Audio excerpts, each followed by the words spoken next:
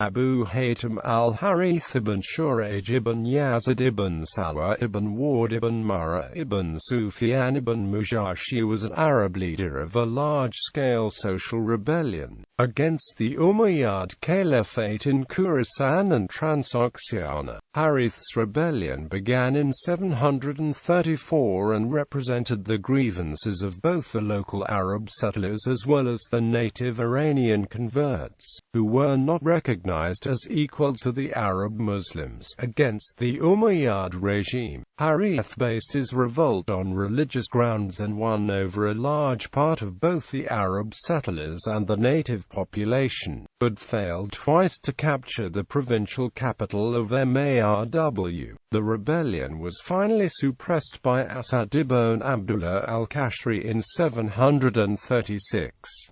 Along with a few supporters, Harith managed to escape capture and allied himself with the heathen Turkish. Harith accompanied the Turkish Khagan Suluk in his invasion deep into Arab territory, which was decisively beaten back in the Battle of Khurasan in 737.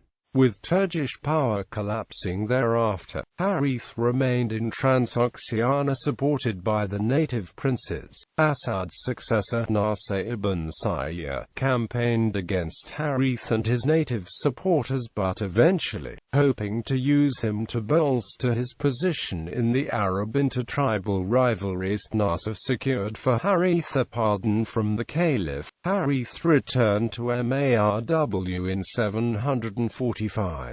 Soon, however, he raised a sizable armed force and challenged Nasir's authority, until he was killed in a clash with his ally Juday al-Qiyamani in 746. His revolt weakened Arab power in Central Asia and facilitated the beginning of the Abbasid revolution that would overthrow the Umayyads. Biography. Early life and start of the rebellion. Harith was from the Tamim tribe belonging to the North Arab tribal supergroup, and hailed from Basra, where his father Surayj lived. He is first mentioned in 729, when he distinguished himself for his bravery and self-sacrifice against the Turkish, saving the Arab army from annihilation at Bacon near Bukhara. Harith is next mentioned in 733, when he led a protest in Lower Turkestan against the commandeering of supplies from the province, already plagued by drought and famine, to feed the capital of Khurasan at Marw by the governor Junayd ibn Abdul-Rahman al-Murri. Junayd had Harith flogged, but after Junayd died in early 734, the discontent erupted into an open rebellion, with Harith at its head. The motives and nature of Harith's rebellion are debated. His public demands were phrased in religious terms,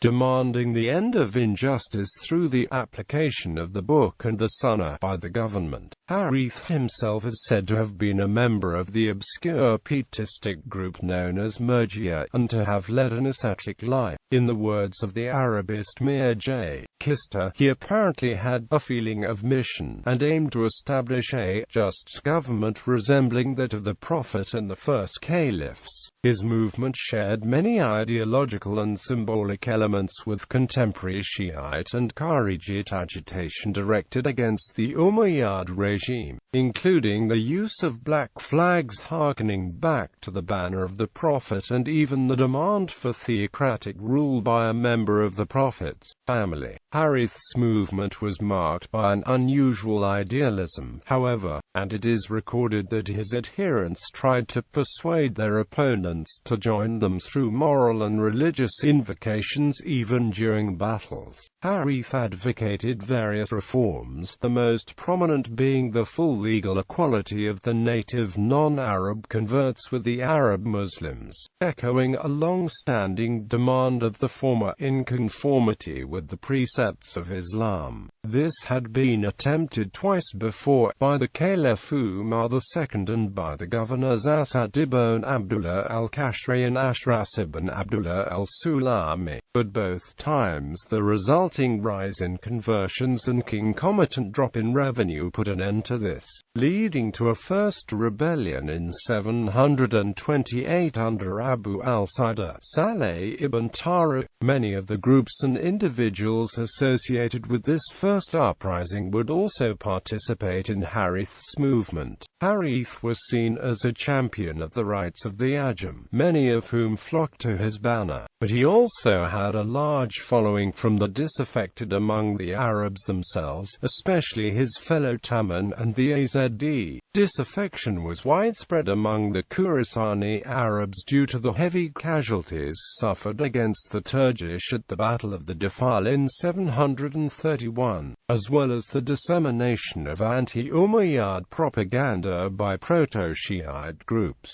This was exacerbated by the resentment felt at the introduction of 20,000 Iraqi troops into the province in the aftermath of the Defile, and the parallel order of Caliph Hisham ibn Abd al-Malik to disperse the older Arab settlers from Marw to other settlements so as to improve their defense against the Turkish. Thus it was that when the news of Junayd's death reached the small town of Antwi in Guzgan, one of the remotest Arab outposts, the local Arab garrison followed Harith in rebellion. Junayd's successor, Azam ibn Abdullah al-Hilali, who had just arrived at Marw, tried to placate the rebels and sent emissaries to them, but Harith simply imprisoned them. As the revolt spread through the surrounding countryside, Harith, with a force of 4,000 men, marched on Bork, the chief city of Turkestan, held by Nasir ibn Sawa with 10,000 troops. Although Nasir did not support Harith's movement, such was the level of disaffection among the Khurasanis that he and his men offered little opposition. Bork was captured by Harith's men with ease, while Nasir and his troops withdrew from the scene and gave the support to neither Harith nor Azam. Soon after that, the Arab garrison at Marw al-Rudh also joined with Harith's forces. The autonomous native Hafalite princes of Guzgan, Faryub and Talkan, also seized the opportunity to join the revolt with the forces, hoping to re-establish their independence and perhaps reduce the Arab power in Khurasan to a dependent principality around Marw. Harith now turned his sights on Marw and set out for the capital, where also he had sympathizers. However, Azam managed to cement the loyalty of the wavering Khurasanis by threatening to abandon the city for Nazabur on the western fringes of Khurasan, though he would rely on the Khazid tribesmen whose loyalty to the Umayyad regime was known, and ask for reinforcements from Syria, coupled with the presence of the numerous natives in Harith's army, which lended the appearance of a foreign army. The local Arab elites chose to rally behind Azam. As it neared Marw, Harith's army had swelled to some 60,000 men as the Mawali flocked to his banner, according to the report of al-Tabari. Azam's force was considerably smaller and less eager. He had to pay them extra money in order to induce them to fight. Nevertheless, he marched out of Marw and took up positions behind a canal at Zarq, destroying its bridges. As Harith's army approached and repaired the bridges, more than 2,000 Arabs from his ranks deserted to Azam, evidently mistrusting the intentions of the native troops of Harith's army. In the subsequent battle, Azam gained a major victory, as many of Harith's troops drowned in the canal. As a result of this failure, most of the Mawali and native princes abandoned Harith, whose army was reduced to a loyal core of some 3,000 men. This forced Harith to accept a peace offer from Azam, who likewise could not count on the continued support of the Khurasani Arabs now that the danger from the natives had passed, and retired to Antwi.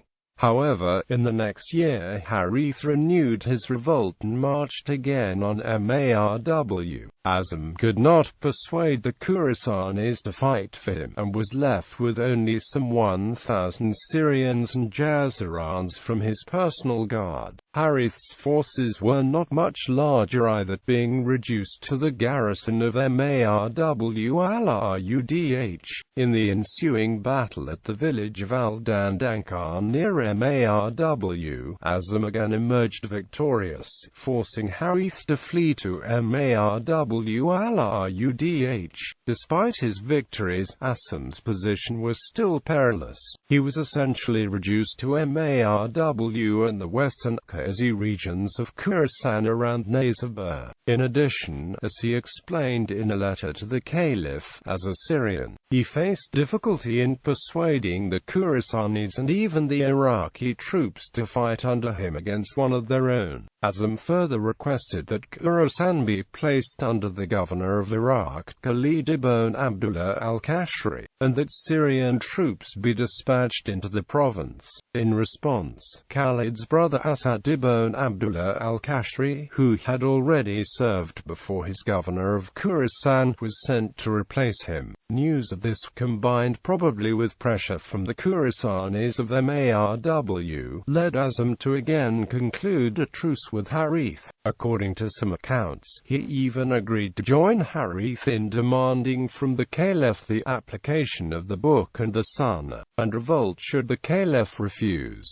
Shaban rejects this story altogether, but Blankenship regards it as reliable, although he too considers it a mere tactical ploy to gain time by Azam. End of the rebellion. The Turkish intervention and exile. Asad arrived in Khurasan with 20,000 Syrian troops, and immediately took the offensive against Harith. Asad's campaign was costly, but after his first successes the Khurasani Arabs began to flock to him. Asad's success was aided by his long-standing personal relations with the local Arab tribal leaders, as well as by the continuing tribal rivalries. As a Yamani opposed to the Mudari Harith, he could count on the support of his fellow tribesmen. Thus most of the Rabra, the traditional enemies of Harith's Tamin tribe, defected to him. Asad divided his forces, sending the Kufan and Syrian troops under Abd al-Rahman ibn Ayyam towards Marw,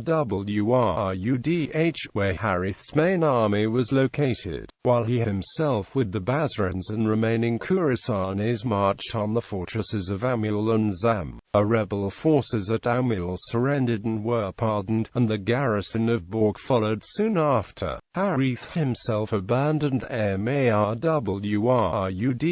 and retreated across the Oxus before Abd al-Rahman, finding refuge with the princes of Turkestan. With their aid, he laid siege to the major crossing point over the Oxus at Tirmi. In the face of Harith's forces, Asad's troops dared not cross the Oxus but retreated to Borg. However, the Tirmi garrison managed to defeat Harith, who was weakened after a quarrel with the king of Kutal, and who now retired eastwards to the mountains of Badakhshan. Asad followed up this success by persuading the garrison of Zam to surrender on promises of amnesty and double pay, and by an unsuccessful expedition to recover Samarkand, which had been lost in the aftermath of the defile. In the next year, 736, Asad's forces cleared the mountains of Upper Turkestan from the remnants of Harith's supporters. The fortress of Tabushkan, where many of Harith's followers and relatives had found refuge, was besieged by Juday al-Ghirmani. After they surrendered, most of the men were executed, while the rest were sold into slavery. Harith himself, on the other hand, continued to escape capture. In 737, Asad led his troops again north of the Oxus in a retaliatory campaign against Kutal, whose ruler had allied himself with both Harith and the Turkish. While the Arab troops were dispersed ravaging the countryside, the Turkish Khagan Suluk, responding to the pleas for help by the Kotalan king, launched an attack that precipitated directed a headlong flight back by Asad's army across the Oxus.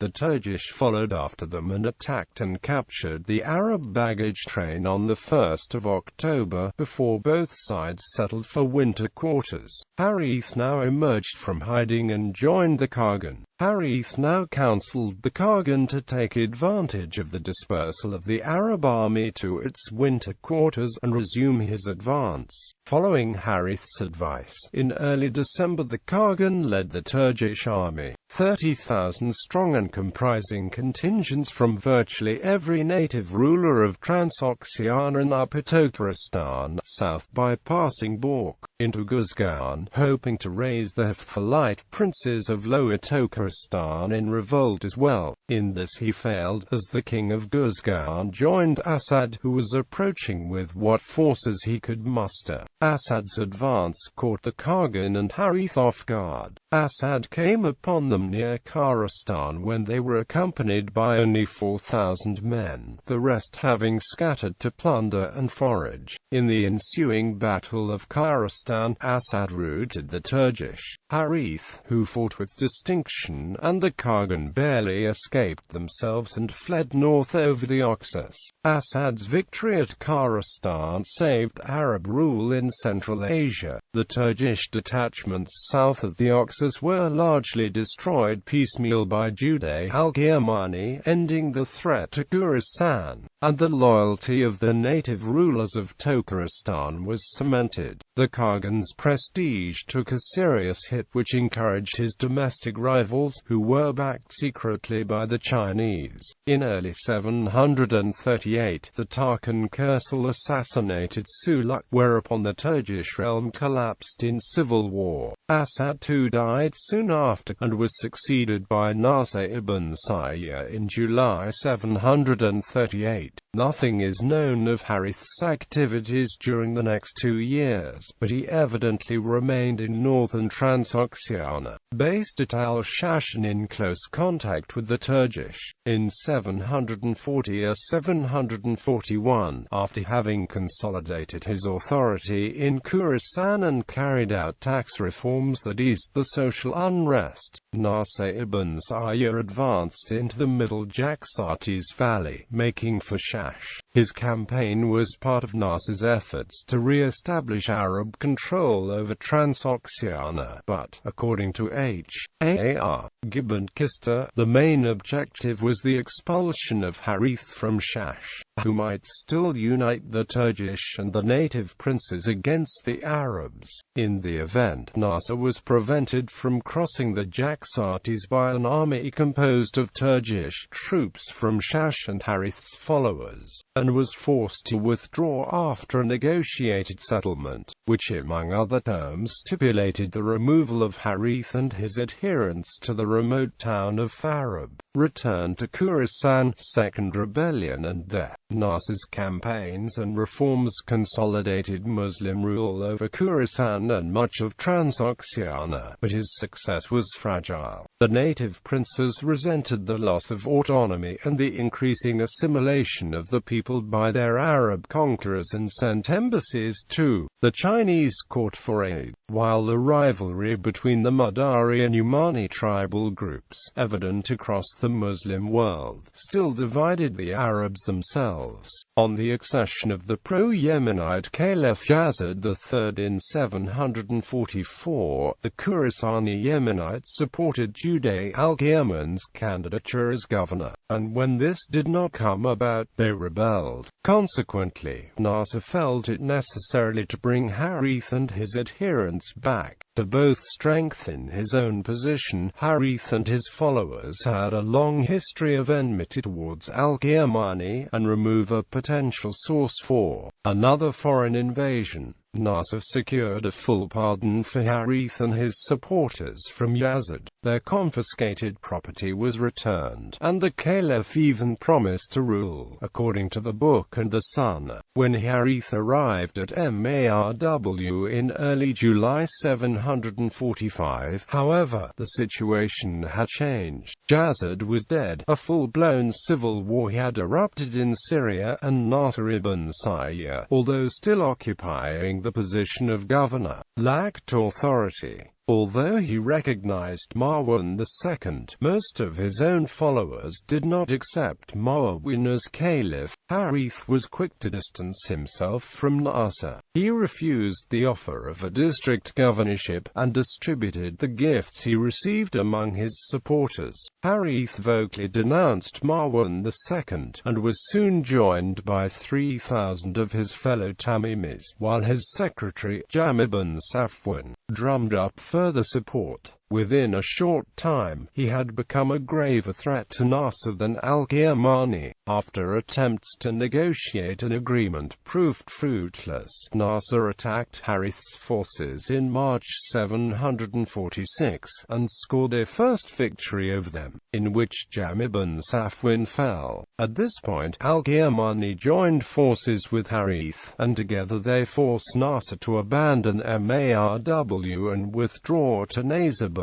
The two allies entered the capital of Khurasan, but within days fell out and began fighting each other. In these clashes, Harith was killed, leaving al-Qiyamani the master of the city. The conflict between Nasser and al-Qiyamani continued, but was soon overtaken by events. Exploiting the conditions of civil war, the Abbasids under Abu Muslim launched their own anti-Umayyad revolt in Khurasan. Nasser ibn Sayyid tried to conclude an alliance with al-Qiyamani, but failed when the latter was murdered by one of Harith's sons in revenge. Abu Muslim managed to exploit the situation to his advantage, and in early 748, his men entered Marw, the first step in a war that would lead to the fall of the Umayyad dynasty and its replacement with the Abbasids 2 years later.